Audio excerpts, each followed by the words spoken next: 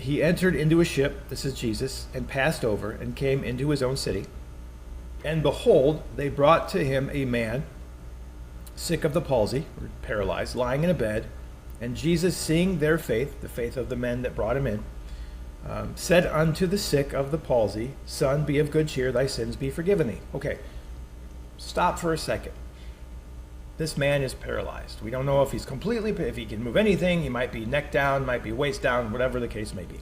He's paralyzed in some way or another. And his friends bring him knowing that Jesus is a healer. So they bring him to Jesus, and Jesus says, be of good cheer. That's the first thing he says. So you're expecting this, all of a sudden, this miraculous healing. I'm going to get up and I'm going to run, I'm going to walk, I'm going to do all these things. And Jesus starts out with be of good cheer. You think, maybe you do the healing and then you tell him to be of good cheer. That makes more sense, right? But not the way Jesus works. And he says, be of good cheer. Why? Your sins have been forgiven. Okay, that's wonderful, fantastic, but I'm still in this situation.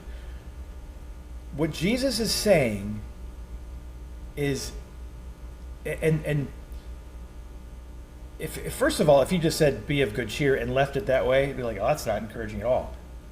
Your sins have been forgiven.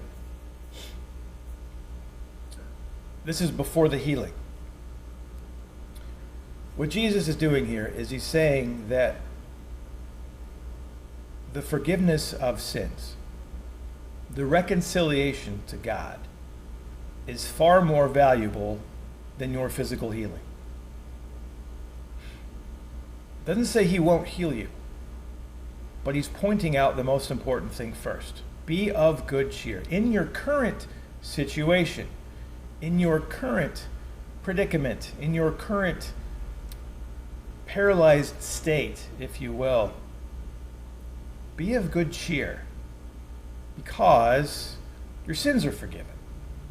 And if Christ would have left it at that, that would have been enough. But he goes on to heal this man, and this man gets up and walks as an example that he is who he says he is.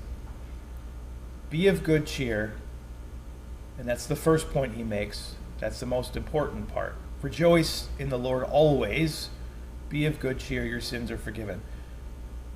If that is the only thing Christ does for you, that is the most important thing, because he can heal every disease, every affliction you have, but if your sins aren't forgiven, it's going to do you no good.